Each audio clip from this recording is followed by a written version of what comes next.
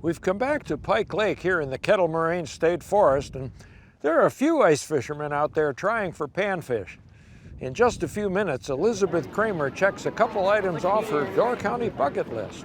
And then we'll join hundreds of kids and their parents at Get Outdoors Day in Ozaukee County.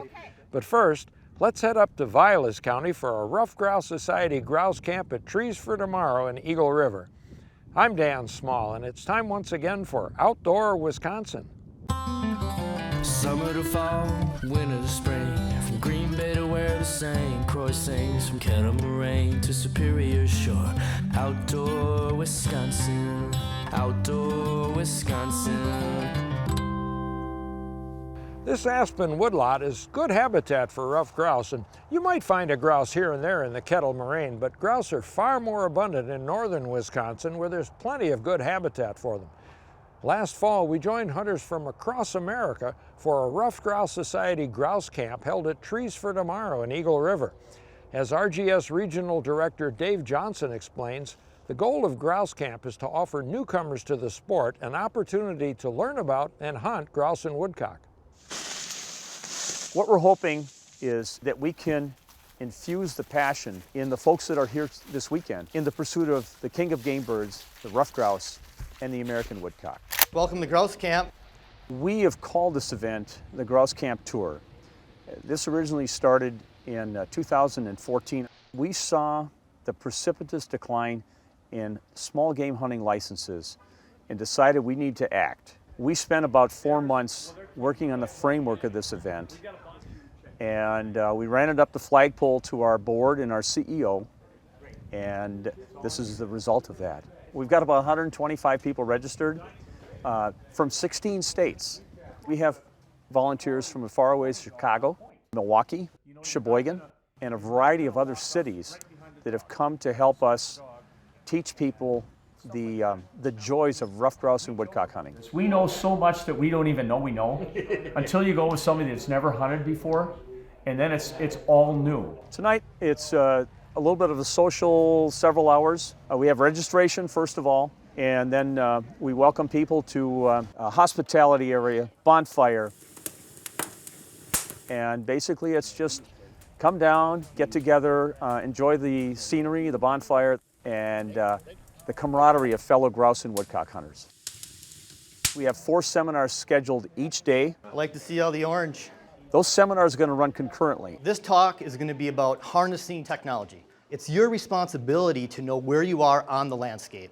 So this is showing you pretty much the majority of open access lands in Wisconsin, the Upper Peninsula. Grouse are nesting along the edges of big trees.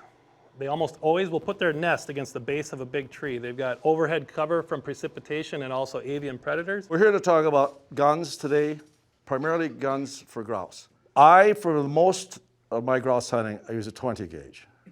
And the reason is they're lighter, easier to carry, they're faster to maneuver. We train primarily pointing and versatile dogs. Most dogs that we bring in for training for hunting, we train them steady to shot.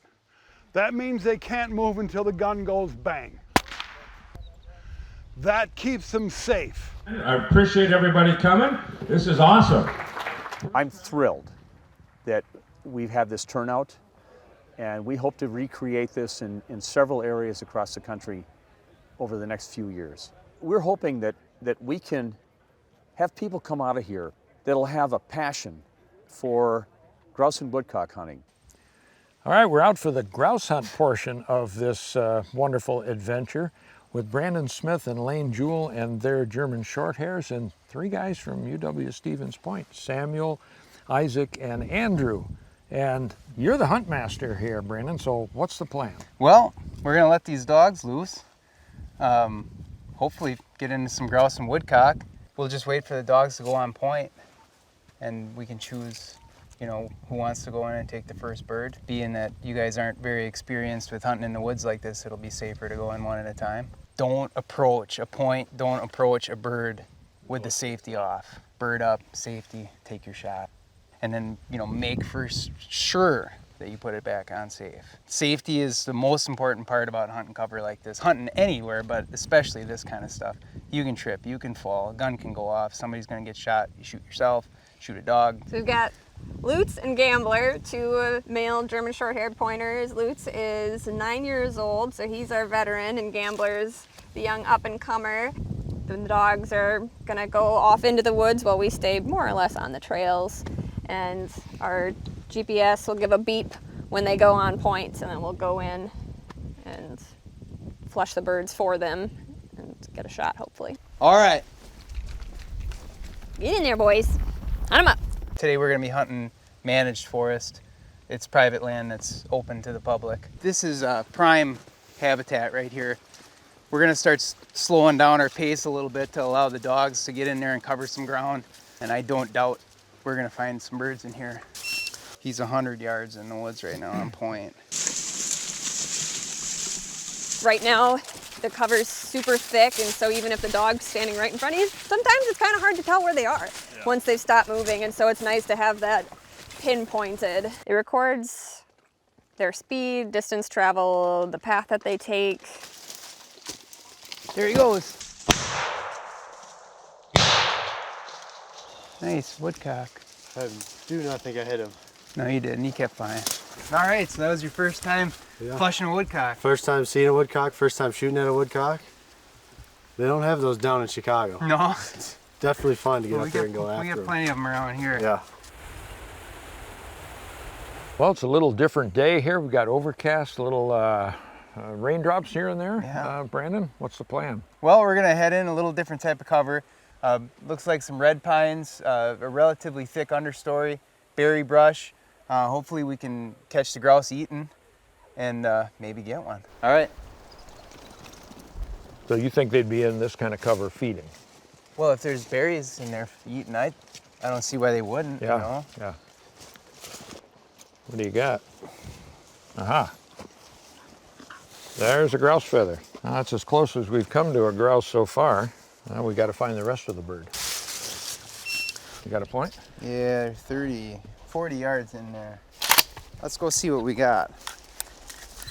Find the bird. There it is. Yes! Did I get him? Yes! Yeah!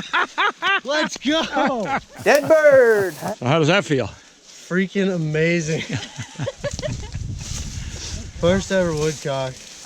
I don't know how I hit that. There's so many branches in the way. That's hunting. Well, Isaac, your first woodcock, congratulations. Yes, thank you. It's a strange looking bird. The beak is long and narrow, and it's kind of flexible at the tip. They poke it into soft ground to catch earthworms, and their eyes are mounted high and on the back of their head so that when their nose is in the ground, they can actually see what's going on so that they can watch out for predators. It's always a good idea to be looking for predators when you're having breakfast, right? Uh-huh. But, you know, the most important thing is you got a bird in the Yes. bag. Congratulations. It's always a good day when you put a bird in the vest. Absolutely. So you can measure the bill alongside a dollar bill. If it's longer, it's a hen. If it's shorter, it's a male. And I think we have a hen here. There you are. Thank you. Mm-hmm. Well, guys, what do you think of your first taste of woodcock and grouse hunting? Oh, it was a lot of fun. I learned a lot out here on the trails, and something I'd like to do in the future.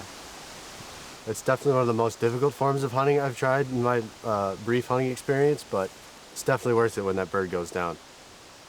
That was a good experience. I'm happy I came with, and looking forward to take the skills I learned here back home. And this was a learning experience for these guys and for everybody here at Grouse Camp. And thanks so much, Laine and Brandon. You showed us a good time, and your dogs are awesome. Happy we could help. Let's get some more birds. Sounds good. You can see a long way from the tower here on Powder Hill, but not all the way to Door County, which is about 150 miles north of here. Door County is a popular place to visit in any season, but especially in summer. And last summer, Elizabeth Kramer checked a couple items off her Door County bucket list when she took in a Door County fish boil and a goat parade.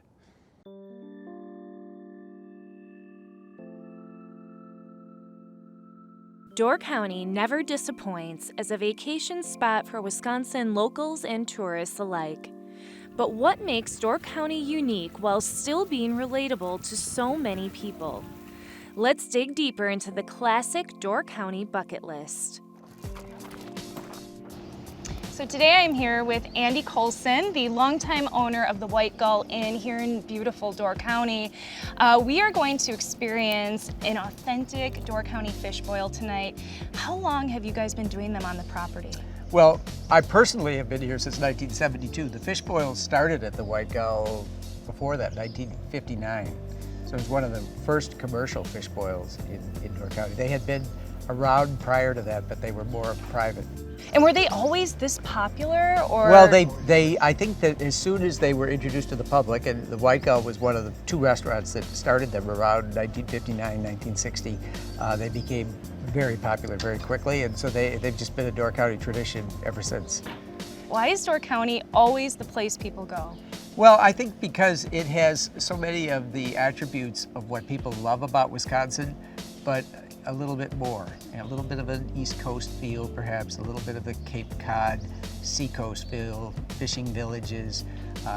We have the cherry industry, we have the shipbuilding heritage. So there's a lot of things that the rest of Wisconsin doesn't have, and yet we have the down-home, Midwestern, family-owned sort of approach to business that people have always loved about Wisconsin. So we wrap all that together, and of course it's been an artist, a mecca for years, so people come here and just enjoy seeing all of the different arts, both the performing and the fine arts. So put them all together and it makes it a great place to come. The White Gull has been in business since? 1896. It was probably one of the first hotels in Fish Creek. What do you see for the future? I just see more of the same. When I came in the 1970s, there was a sort of an influx of young people moving to the country, back to the nature sort of movement, and a lot of young people my age moved in the 70s, and now we're seeing that again with the next generation, which is really exciting. Now I have to make sure it's going to get going well so we can cook when the time comes. This would be my 5th year at the White Gull. I did them, I was born and raised here, so I learned to do them as a young man. Did them here and there once in a while for fundraisers and things. But when I retired, moved back full time, they needed a fish boiler, and I said, I think I could do that, and they agreed. So it has to be boiling at a good steady boil before we start cooking. And after potatoes have cooked for about 20 minutes, then I'll put this basket in, and this basket will have the fish. I think this pan's been around since 1957. It's the same pan. Door County fish boils go back to the time when immigrants began to settle this part of Wisconsin and Door County, many of them from Scandinavian countries, and what brought some of them here at least was the water. They loved to fish. Some of those same families are still professional fishermen, still fish for a living. And they're the folks who really started this traditional meal. At the end of a day of fishing, easy way to have a meal. Potatoes could already be cooking, chunk the fish up and throw it in the pot, and a few minutes later you're eating. And they had to source things locally. Fish were abundant in the Great Lakes, so they had those, and potatoes, even in Door County, you can grow potatoes. Lots of churches had fundraisers, fish boils for years and years and years. Families still get together for fish boils here occasionally.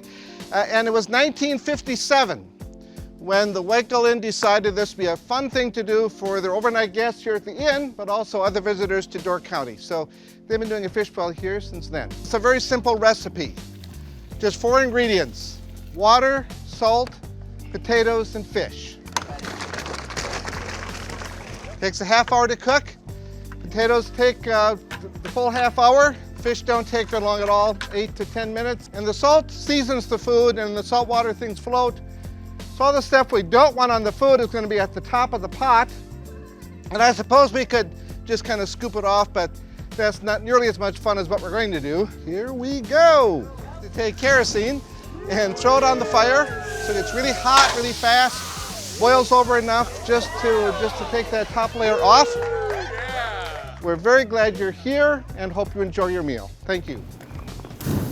In addition to fish boils, Door County is also home to popular orchards, state parks, and lighthouses that are a hallmark of Lake Michigan's nautical past.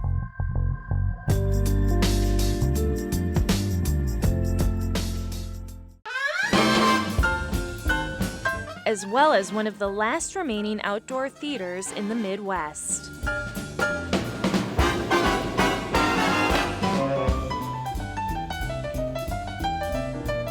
And if you're looking for something a little more out of the box, the Goat Parade in Sister Bay might have you shouting from a familiar rooftop. You can just hand her to me. That little one. Oh, and I love ya. What do you call this event? Goat Parade. The Goat Parade. I don't think there's another one in the world. Hey, let's go, goats! We've got goats! We've got goats! It's a very homespun, whimsical event that we hold in Sister Bay. It's sort of the first official time when the goats go on the roof at Al's. So what happens is the goats line up down to the end of the street and just take a nice slow walk down the street. People cheer them on, people get really excited. It's just a fun event for families and kids to come out and see. Wave at the goat, everybody. Then we also have the finale part, which is the goat plop sticker part, where all the proceeds go to our local food pantry. So basically $10 will get you a sticker, and then we're gonna let you put it on the road today. Usually myself or another gentleman put it on the road just for safety. You might recognize the name. In honor of our good friend Dan Small, we are going to put this out on the road and hope to win a goat plop prize. That's a lucky spot, I know it. Dan's sticker didn't attract the winning plop, but there's always next year. We've been a family-run business for over 70 years. So like Al started it when it was like a little IGA grocery store, and it's sort of grown and sort of been its own sort of destination. And I think it's sort of great to have in Sister Bay, which is just a beautiful city on its own, but it's great to be part of Sister Bay in that way. These buildings were built for us in Scandinavia, then disassembled and shipped by boat to the East Coast and then by truck to here in Wisconsin. This very building came from Scandinavia.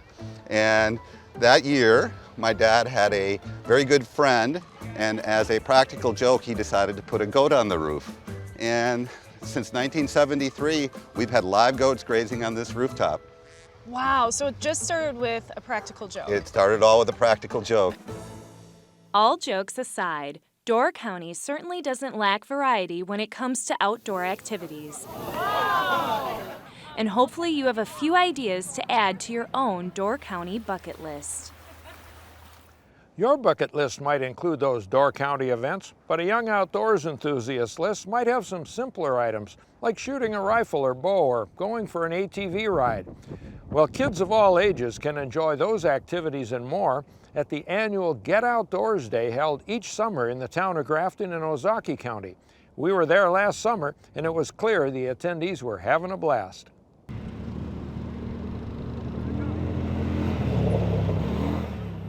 So we call this event our Get Outdoors Day, and we run it through our NWTF North Shore chapter. We founded this event 3 years ago, and it's blown up ever since. So my wife and I, we really hope that when people and kids and adults and everyone that's never done what we do, that's what this whole event is about, is trying to get more people outdoors, get them off their cell phones and off their laptops and their computers and their PlayStations and everything else, and get them outside and doing the stuff that we enjoy to do. And that's why we have 60 volunteers here today helping us run this entire event, and that they believe in the same passion that we do, and it's get everyone outside doing everything we can as much as they can. You always want to make sure when you turn the bolt up, the firearm always goes on safety, okay? So you're all set. You always want to get in the habit of safe fire. Gently squeeze that trigger. They're shooting at 10 yards here. We're giving them 5 rounds of ammo. They're shooting different types of actions, getting acclimated with firearm safety. Many people, even the adults who are here, have not shot firearms before. So it's a great experience for them to get out and see what shooting and hunting can be all about before they make a commitment to do it. You ready? Yep. Fire and ready. You know, firearms are, if you respect a firearm, it'll be a great family adventure. Shooting is a wonderful sport, takes a lot of skill and a lot of time to master, regardless of whether you're hunting or just target shooting. We're right there. So you hit the target with all of them. So that was your first one? We'll give you a different gun. Was your second one? I think that was your second one. So that's your best one. Okay. There you go. Did you hit the target? It's a great time if you do it responsibly. It's safer than any ball sport. It's been proven. It's just a great time. Family experiences out in the field, hunting or not, it's a good time. Eagle eye.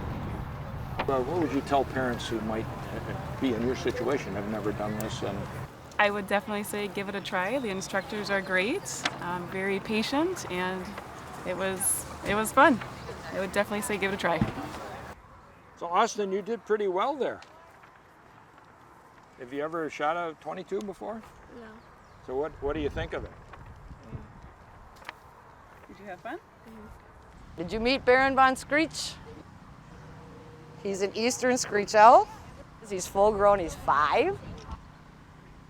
He actually came to us from Virginia. If you can see, which you probably can't because he's facing away, but his right eye, which would be your left, is actually missing. He was hit by a car, which sadly is relatively common with small birds, in that they are chasing something at night and the car cannot see him. He didn't see the car. For his own health, his eye was removed.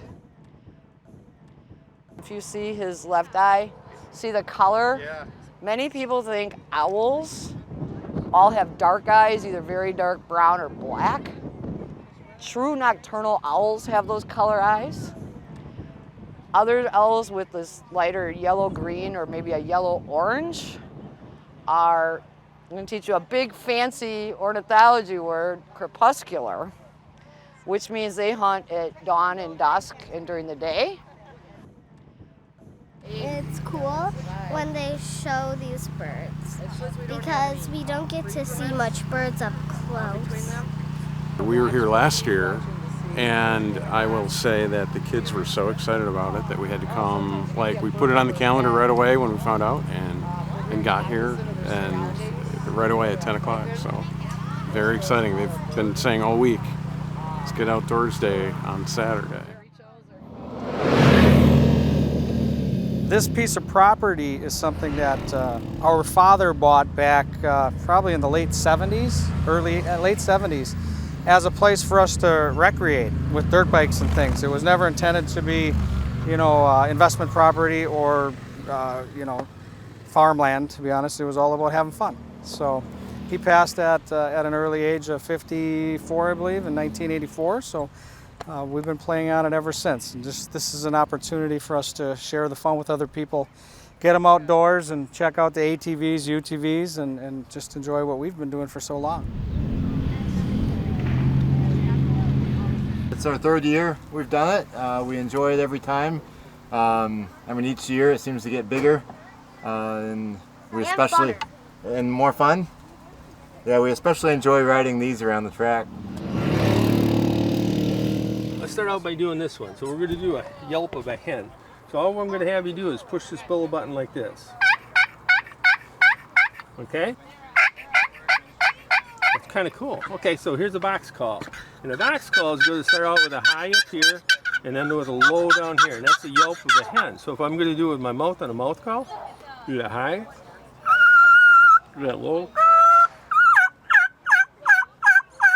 It's fun. I mean, the little kids are by far the best because they make a sound in a turkey call and they're like, eyes light up and everything else. It's really cool. So hopefully at that young age they'll hold through and they'll get more into the hunting aspect of it, or at least getting in the outdoors aspect of it. There you go. Perfect. You think you want to shoot? There you go with your right hand. Nice. Nicely done. I think the kids that have enjoyed it and have been out here, they get an opportunity to shoot something and actually have a result that they can see. So that's what's unique about these bows. They can see a result of what they're actually doing, so it's not a difficult activity where it doesn't get anywhere. I just saw a 5-year-old shoot, and that 5-year-old was able to hit the target 10 yards away, and he was smiling. So with longbows or recurves that we would have used in the past, that would have never happened. So it's really helped the attitude of the kids to take a look at archery, and that's the whole idea, because this is an activity that's founded in Wisconsin and something we all participate in. in different forms. But it's a way to get involved in an activity that maybe is not a normal norm, part of a school system. So we want them to get involved. That's why this is all a part of it. So we need to get kids outdoors today because there's a lot of millennials that don't have that tendency. There you go. That was even closer. So I guess our biggest goal for our event here is to hopefully, light that spark in those people, and it turns into a giant bonfire, and then they start doing all this stuff. And then it comes full circle where they're teaching people on what they learned and what they're doing, and and spreading that spark onto them.